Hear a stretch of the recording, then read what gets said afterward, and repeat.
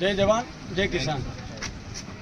આજે તાલુકા મામલતદાર સાહેબ શ્રી અને ભારતીય કિસાન સંઘની આગેવાનીમાં આજે આવેદનપત્ર પાઠવવામાં આવ્યું। હાલમાં જે તારીખ 7 અને 8ના અવિરત વરસાદ થયો। રાપર તાલુકામાં અંદાજિત સરકારી આંકડા મુજબ 20 ઇંચ જેવો વરસાદ ખાબક્યો છે। તો એ બાબતને લઈને તાલુકાની અંદર ખૂબ મોટી નુકસાની થઈ છે। જે અંતર્ગત જે હાલમાં ખૂબ પાકને પણ નુકસાન થયું છે, ખેતરો ધોવાણા છે, બંધપાડા તૂટ્યા છે, નાના મોટા ડેમ પણ તૂટ્યા છે।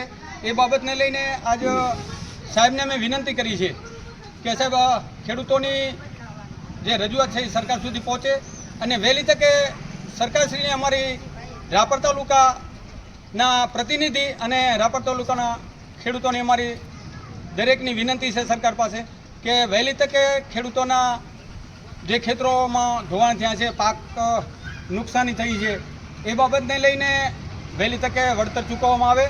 કે એનું કારણ છે કે જે અગાઉ માનનીય પૂર્વ મુખ્યમંત્રી સાહેબે જે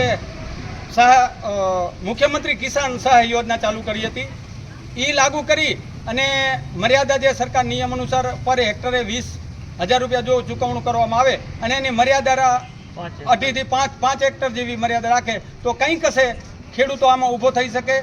એટલે આ બાબતને લઈને સાહેબને એ જ અમે વિનંતી કરી છે ને આજે જે ભારતીય કિસાન સંઘ આવેદનપત્ર પાઠવવામાં આવ્યું છે એ સાહેબને અમે વિનંતી કરી છે કે વહેલી તકે અમારા ખેડૂતોની આ રજૂઆત સરકાર સુધી પહોંચાડે। અસ્તુ ભારત માતા કી જય, જય જવાન જય કિસાન।